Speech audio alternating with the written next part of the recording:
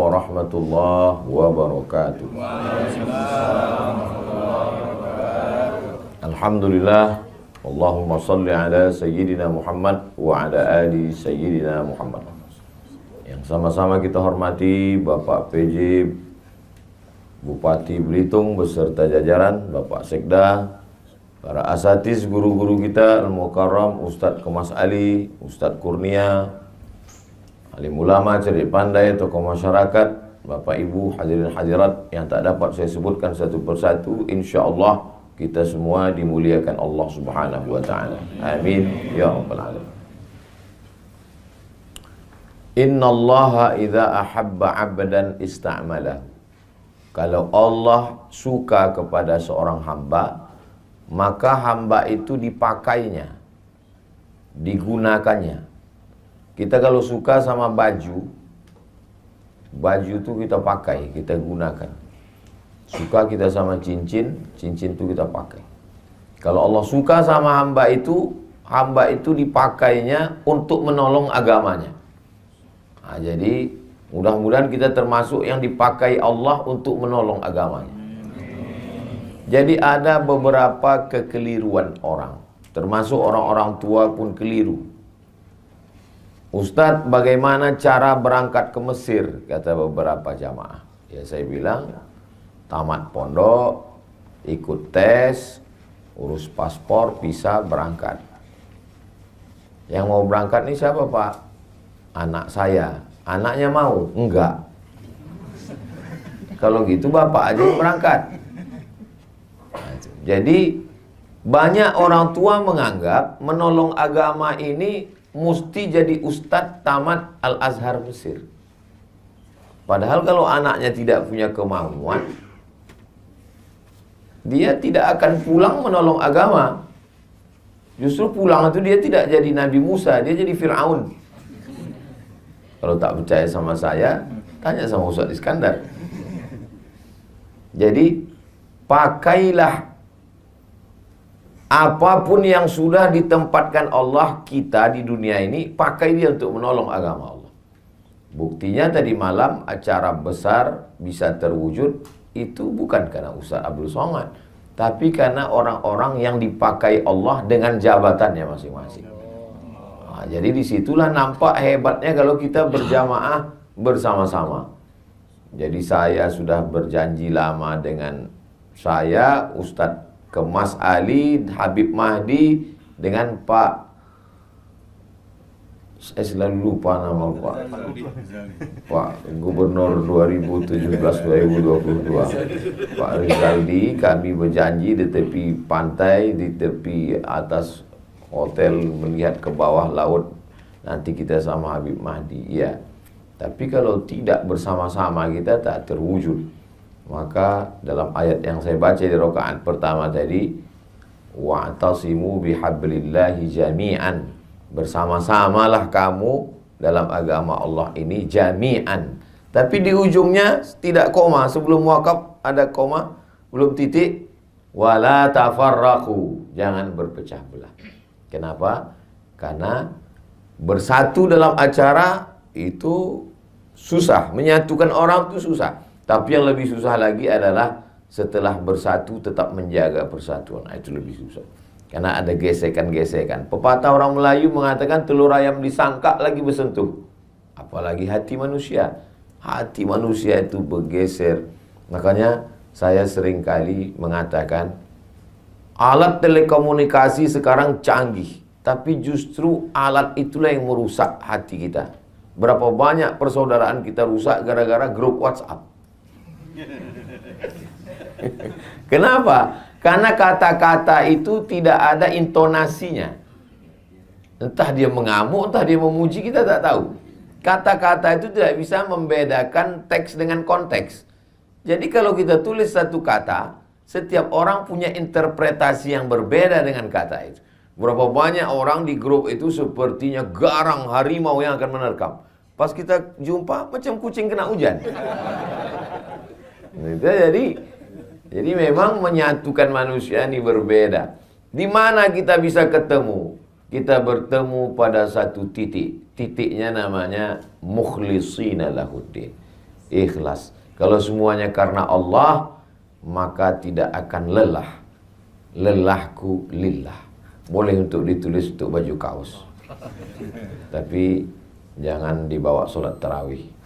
Jadi tengok orang di belakang senyum dia. Kalau kita sudah disatukan Allah dalam agama ini, maka dengan segalanya, Pak PJ dengan kekuasaannya, Ustadz dengan ilmunya, ada hamba Allah yang dulu pernah mengurus grup band jadi mengurus Ustadz. Tak boleh sebut nama, menjaga kode etik. Itu kan mirip-mirip semua. Ngurus pentas, ngurus sound, ngurus pengawalan, ngurus ketertiban penonton. Bedanya yang dulu penonton sekarang disebut jamaah. Yang dulu yang tampil itu membawakan lagu-lagu setan, sekarang membawakan sholawat, tausiah. Itu aja, tapi entertainnya sama. Ilmunya itulah yang dibawa menolong agama ini. Jadi kalau ada orang-orang yang dulu punya kemampuan show, entertain, lalu kemudian setelah dia taubat ditinggalkannya semua. Dulu abang bisa ngurus-ngurus acara nih. Itu dunia jahiliyah udah saya tinggalkan Pak Ustaz. Oh, tidak ditinggalkan. Makanya kata Nabi, khiyarukum fil jahiliyah, khiyarukum fil Islam. Kalau dulu di zaman jahiliyahnya dia adalah orang terjahat, maka setelah dia masuk Islam, dia berubah jadi orang baik, tapi dunia itu tak dia tinggalkan. Contoh, Khalid bin Walid. Ketika perang Uhud, Khalid bin Walid lah yang menyerang Nabi di bukit Uhud itu. Ini bukit Jabal Rumat, bukit pemanah. Kata Nabi, ku tinggalkan 70 pemanah di atas, aku turun ke bawah. Nanti kalau kalian lihat saya menang, kalian jangan turun. Kalau kalian lihat saya kalah, kalian pun jangan turun. Kalian konsen di atas. Saya setelah pakai cincin satam ini mau begini aja tangan saya.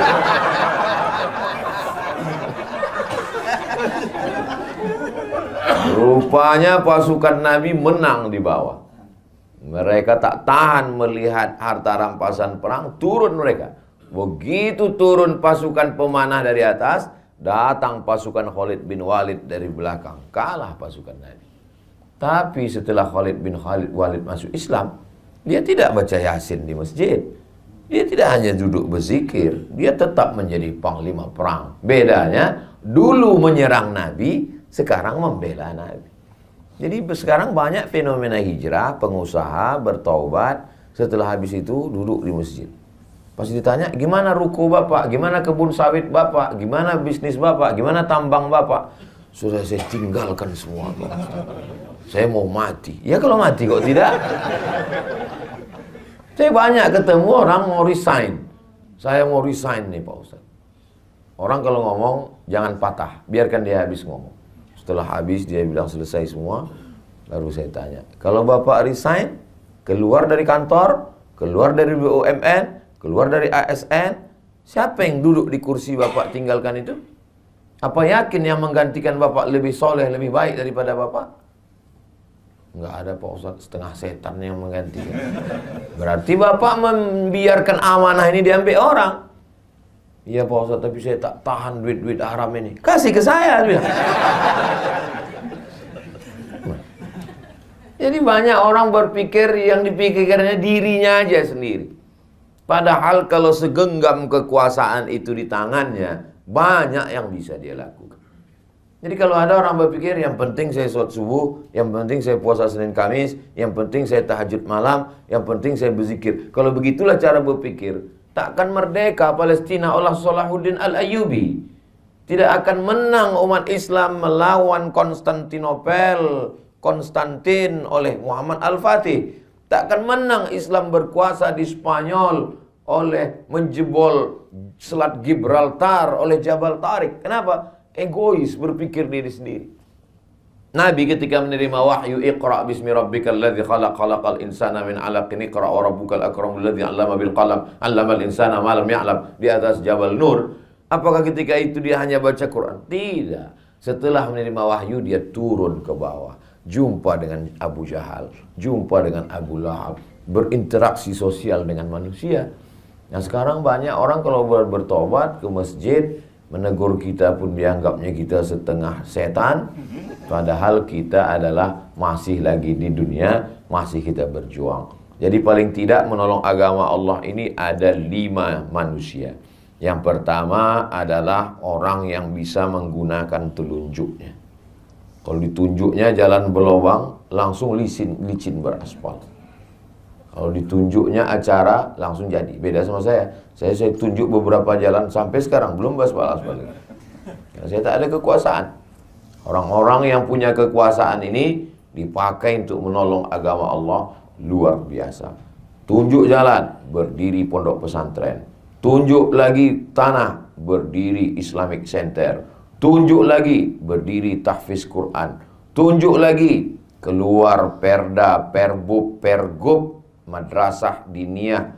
Tunjuk lagi, berdirilah lembaga-lembaga, Badan Amil Zakat Nasional, Bank Muamalat, LPTQ, Lembaga Pengembangan Tilawatil Quran, Badan Wakaf Indonesia. Itu kan atas persetujuan telunjuk. Itu tak selesai dengan ceramah. Itu tidak selesai dengan tablik akbar. Tablik akbar itu hanya permulaan start untuk berbuat. Kenapa? Opini publik dipengaruhi dengan tablik akbar. Betapa dulu terjadi perubahan. Dulu masih saya ingat tahun-tahun 90-an zaman saya SMP. Itu dulu anggota dewan kalau mau kampanye ngundang penyanyi dangdut. Sekarang terjadi perubahan, ustadz ceramah. Terlepas dari plus minusnya, bahwa terjadi ada perubahan opini publik. Apa maknanya? Publik sudah berubah. Akibat apa itu? Banyaknya tabligh akbar, pengajian. Maka orang-orang yang punya telunjuk, maka di ujung telunjuknya bisa dipakai untuk menolong agama Allah Subhanahu wa ta'ala. Jadi saya subuh ini semangat nih karena banyak orang yang bertelunjuk yang bisa pakai. Nah, tapi kalau udah di depan saya orang-orang yang pensiun, pernah saya diundang ke acara. Itu saya tak terlalu semangat. Saya ceritanya bagaimana menghadapi sakratul maut. Tapi ucapan saya. Kenapa? Karena saya suka kali kalau saya jumpa sama orang, saya katakan bahwa semua ini berakhir, tapi kita mau meninggalkan sesuatu. Sampai saya di Kairo tahun 2017. Setelah pulang 2002 saya tak pernah ke Mesir lagi. Pas 2017 saya datang lagi karena rindu, sebulan saya di sana. Diundanglah sama KMM, Kesepakatan Mahasiswa Minangkabau. Bagus sekali rumahnya, 3 lantai.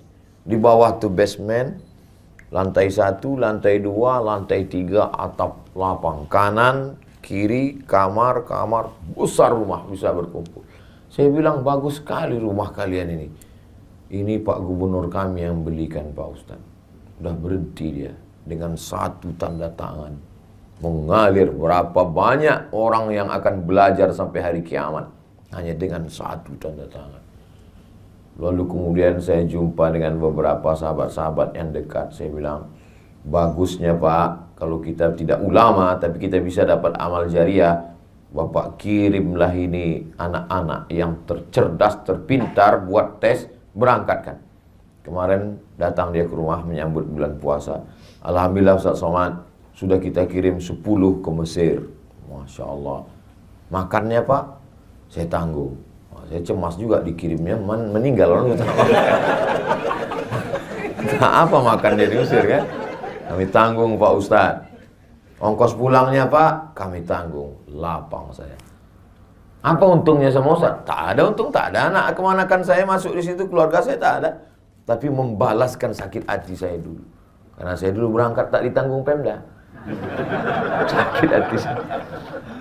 Berangkat tak ditanggung, beasiswa tak dikasih, pulang berangkat tak diantar, pulang tak dijemput. Macam Ustadz hantu. Maka di mana-mana selalu saya pesankan itu supaya apa? Membalaskan sakit hati saya. Bapak udah kirim? Iya. Tahun berapa sekarang anak itu? Tahun 1. Berarti Bapak punya kesempatan 3 tahun lagi, Pak. Apa itu Pak Ustadz? Bebaskan tanah, buat masjid, Islamic Center, TK Quran, SD Quran, SMP Quran, SMA Quran, sehingga nanti selama 3 tahun ini Bapak bangun, anak-anak itu pulang, diikat dia. Karena kalau tidak diikat, waktu turun dia di Jakarta, nikah dia sama orang Jakarta. Udahlah kita habis APBD nyekolahkan dia, tiba-tiba dia tidak memberikan kontribusi, buat dia kontraknya. Ya betul Pak Ustadz, jadi 3 tahun ini kita buat. Iya, itu pun juga membalaskan sakit hati saya. Karena dulu waktu saya pulang tak tahu mau jadi apa. Nah, jadi luar biasa. Alhamdulillah para asatiz adik-adik kelas saya. Ini adik-adik kelas saya. Pak Kabak Kesra 2003 berangkat. Saya 2002 sudah pulang. Jadi banyak orang menduga saya ini masih muda, padahal saya ini udah tua. Ustadz Iskandar 2011 dia baru berangkat. Pulang 2011. Saya 2002, berarti beda 11 tahun. 2011 beda 9 tahun. Tua juga saya sudah.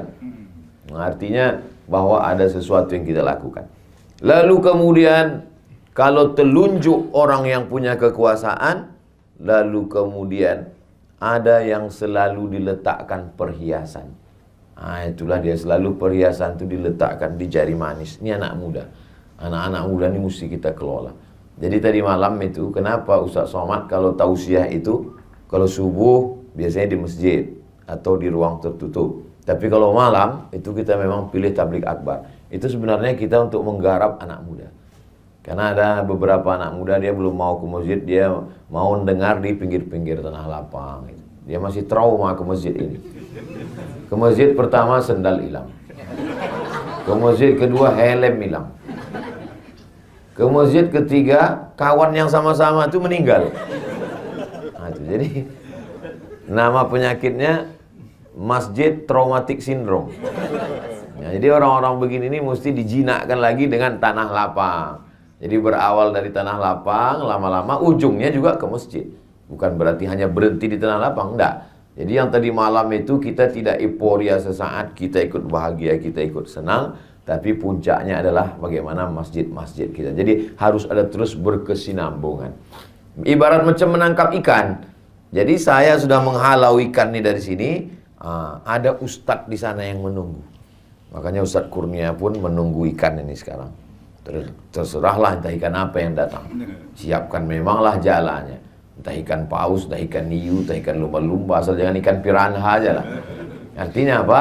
Kita bekerja sama. Makanya selalu saya katakan, masukkan anak ke pesantren, masukkan anak ke pendidikan yang dikelola para habaib, para kiai kita, masukkan ke madrasah. Itu dalam rangka menghalau ini. Baru setelah itu nanti mereka akan bertanya, di mana kami daftarkan anak kami Pak Ustadz? Bermunculan iklan, daftarkan anak Anda segera, hubungi nomor kontak berikut ini. Ingat, kuota terbatas. Nanti beberapa hari lagi keluarlah iklannya itu. Itu dalam rangka apa? Karena pemuda ini kalau tidak kita garap, digarap aliran sekuler, komunis, ateis, agnostik, liberal, macam-macam di medsos itu. Tadi, waktu habis sahur tadi, saya baru aja mengirim web yang diisi oleh orang-orang ateis. Jadi isinya itu ngejek agama aja. Sampai yang di atas itu ditulisnya, kalau memang Tuhan itu ada, kenapa dia menegur saya melalui mulut kamu? Itu kan memandang. Tapi dia pakai fake account semua. Nah, itu saya kirimkan ke kawan-kawan supaya jangan terlalu sibuk berkelahi antara sesama kita, sementara ini kita diamkan. Nah, ini saya artinya anak muda ini mesti kita garap. Lalu kemudian ada telunjuk yang punya kekuasaan, ada anak muda di tengah ini, inilah dia ulama. Ulama selalu di tengah, selalu menengahi, selalu membersamai. Tak miring ke kanan, tak miring ke kiri, selalu bersama, mengayomi, melindungi, tempat bertanya, fas'alu ahla dzikri in kuntum la ta'lamun. Tapi tidak mesti kita. Ustadz, itu kemarin yang jadi ketua pengurus masjid adalah fulan. Oh, sahabat saya, kawan saya, adik kelas saya, senior saya, kakak kelas saya. Bersama-sama kita. Jadi orang melihat kita. Kalau saya salah, yang disalahkan orang bukan Abdul Somad, yang disalahkan Al-Azhar. Yang disalahkan orang adalah semua kena. Ustadz Iskandar kena, Ustadz Kurnia pun kena. Itu kan kakak kelas kau itu kan, kata dia. Ustadz Kurnia kenal dengan Ustadz Somad? Oh, kakak kelas saya. Oh ya, dulu memang pernah, tapi sekarang udah lama tak jumpa. Alhamdulillah. Mudah-mudahan kita istiqomah insyaallah. Karena kita sudah membawa Islam, sudah membawa Quran, membawa hadis Nabi. Jadi tidak hanya sekedar membawa personal nama kita. Saya dikasih tahu tadi sampai 5.30, setengah 6. Terasa juga dia jam sudah dekat. Telunjuk ulama, anak muda. Kelingking ini jangan disepelekan. Walaupun dia kecil, kalau tak ada dia cemana mengorek upil. Kalau tak ada dia cemana mengorek telinga. Gatal lubang telinga kita. Takkan mungkin pakai jempol. Besar betul lah lubang telinga. Artinya apa? Memang ada orang-orang kecil, tapi jangan lupa, boleh jadi azab Allah itu tidak turun karena yang kecil-kecil ini. Orang kecil itu lebih ikhlas. Orang kecil itu lebih tulus. Orang kecil itu lebih dekat kepada Allah. Kenapa? Rahmat Allah itu turun di hati yang hancur berkeping. Boleh untuk update status besok pagi. Mana tahu ada adik-adik yang hatinya hancur berkeping. Kenapa kadang hidup kita itu dibuat Allah hancur babak belur, berkeping macam kaca jatuh ke batu? Karena di saat itulah sujud kita lebih lama. Karena di saat itulah air mata kita menetes. Kalau kita di atas awan, bangsawan, bangsa yang hidup di atas awan, kita mungkin angkuh dan sombong. Tapi kalau kita sudah jatuh terjerembab, saat kita berteriak, tak ada lagi manusia mau mendengar kita, berbisiklah ke tanah. Malaikat-malaikat di langit akan mengaminkan doa kita. Saya sejak di Belitung ini puitis pula sekarang. Nah, maka orang-orang kecil sepele ini jangan disia-siakan. Masya Allah, tabarakallah. Kemarin Ustadz kita berbuka bersama 16.000 porsi. Terbayanglah itu berapa duit. Dari mana itu datang? Bahkan sampai ada LSM yang mempertanyakan ini datang dari mana. Tapi panitia kita luar biasa. Kalau abang mau nambah duitnya silakan datang. Dan mantap. Gak perlu marah-marah. Gak perlu ngamuk-ngamuk. Kenapa tanya-tanya? Ini tak perlu. Ini dari mana duitnya? Kalau mau nambah silakan datang. Kalau nggak mau nambah, ya paling tidak jangan nambah beban. Kan sedap. Lebih baik lembut tapi mengena. Untuk apa keras tak kena? Begitulah. Dari mana jawaban-jawaban lembut itu datang? Dari Allah. Allah kirimkan ke hati dan pikiran orang beriman supaya orang tak tersinggung, tapi mengena dalam hati. Sampai mati dia ingat itu. Akan datang kalau ada acara tabligh akbar lagi, mau menelpon, kena lagi nanti gitu. Begitulah Allah SWT cara melindungi. Kadang kita tak pernah terpikirkan sesuatu, tapi Allah yang membisikkan. Kalau bisikan datang dari malaikat yang dikirim oleh Allah, ilham namanya. Kalau bisikan yang datang dari setan, waswasah namanya. Lil insani lammatani. Manusia itu punya bisikan. Datang dari setan, datang dari malaikat. Kalau kita berwudu, kita beristighfar, kita sholat sunat, kita istiqomah, datang bisikan-bisikan yang kadang tak terlintas di hati dan pikiran kita. Begitu juga kalau kita jahat, kita buat dosa, datang juga bisikan-bisikan untuk buat dosa yang tak terlintas di hati pendosa sekalipun. Ada aja ide-idemu untuk buat dosa itu yang tak terpikirkan orang. Jadi kalau Bapak Ibu melihat ada orang, heran. Dia kalau mau buat dosa ini ada aja idenya Pak Ustaz. Berarti memang kawan-kawan setan. Satu geng dia. Yang punya telunjuk, sudah. Yang penengah, sudah. Anak muda, sudah. Orang kecil, sudah. Ada orang-orang yang perlu selalu diberikan pujian. Wah, ini mak-mak garis keras. Mereka ini gerakannya luar biasa, selalu siap. Ibu bawa makanan, siapkan jamaah, siap katanya. Tapi mesti sering, masih dikasih gini, mantap. Support luar biasa. Perempuan itu dia ingin mendengarkan kata-kata pujian. Makanya Nabi menggunakan itu. Apa kata Nabi kepada Sayyidatuna Aisyah? Ya Humaira, Wahai engkau yang kulitnya putih, kalau kena cahaya matahari kemerah-merahan. Jadi terngiang tuh di telinga. Boleh Pak Ustadz, istri saya panggil, wahai orang yang kulitnya putih, kena cahaya cahaya matahari kemerah. Apa pula salahnya? Pulang dari sini nanti panggil, ya Humaira. Tapi kalau bisa sesudah berbuka. Kalau jam 2, jam 1 ya Humaira, kau ngejek aku ya, kata dia. Jangan pula terlalu jujur. Ini terlalu jujur balik, ya Hajar Aswad. Ngamuk lah dia. Jadi kita memang harus selalu memberikan kata-kata yang baik, mengangkat hati perasaan, mensupport, memberikan. Kita pun terasa itu. Kadang ada orang-orang, tapi jangan terlalu berlebihan. Dia macam garam juga itu. Kalau pas dia penempatan garamnya itu pas dia enak. Tapi kalau terlalu berlebihan, naik asam, naik apa, kita pusing kepala kita mendengar pujian-pujian. Makanya kata Nabi, kalau orang terlampau memuji, ambillah pasir dan hembuskan ke wajahnya. Jadi kita pun siapkan, letakkan pasir. Kalau ada orang terlampau memuji, kenapa bapak gini kan banyak kali bercerita. Saya mohon maaf, duduk di atas ini bukan kemauan saya. Ustadz Kurnia yang ngasih kursi. Begitulah sibuknya kemarin orang mencari kursi. Saya dikasih pula kursi. Nah, kenapa saya dudukkan di sini? Biar sejajar sama kamera. Nah, ini saya jelaskan supaya jangan ada dusta di antara kita. Nah, setelah pertemuan ini kita tidak berpisah, karena kita akan selalu bersama dalam doa.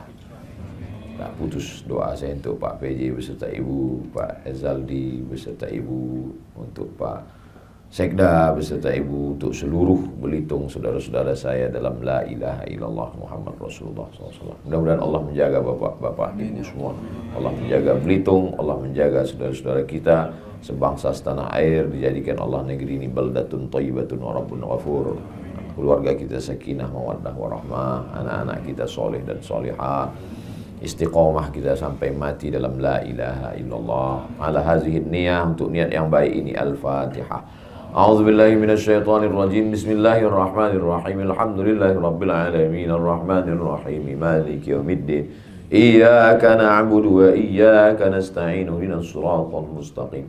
Siratal ladzina an'amta 'alaihim ghairil maghdubi 'alaihim waladdallin. Amin. Allahumma inna nas'aluka salamatan fid din.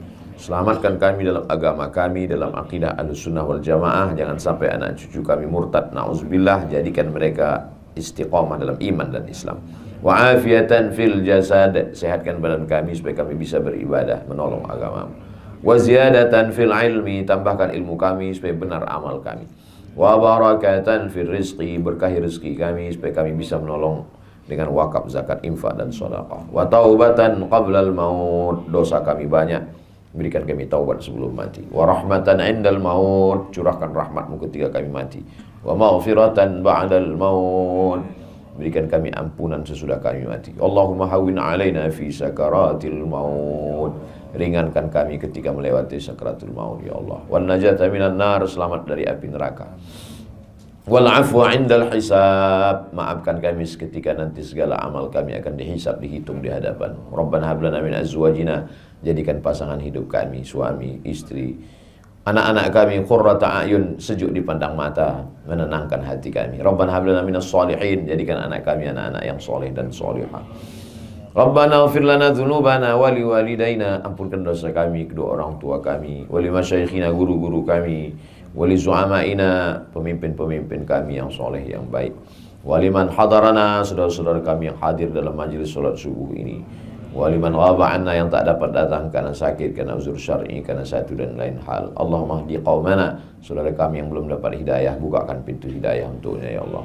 Allahumma khtim lana bi husnil khatimah, wa la takhtim alaina bi su'il khatimah. Allahumma ja'al akhir kalamina, jadikan akhir kalam kami inda intihai ajalina, ketika ajal kami sampai, kalimat yang keluar dari mulut kami, la ilaha illallah Muhammadur Rasulullah sallallahu alaihi wasallam. Kalimat haqqin 'alaiha nahya, dengan itu kami hidup, wa 'alaiha namutu, dengan itu kami mati, wa biha nub'atsu, dengan itu kami akan dibangkitkan di padang mahsyar. Rabbana atina fid dunya hasanah wa fil akhirati hasanah wa qina adzabannar. Wa sallallahu ala sayyidina Muhammad wa ala alihi washabbihi wasallam. Walhamdulillahi rabbil alamin. Taqabbalallahu minkum minna wa minkum taqabbal ya. Terima kasih kepada Bapak Ibu semua, mohon maaf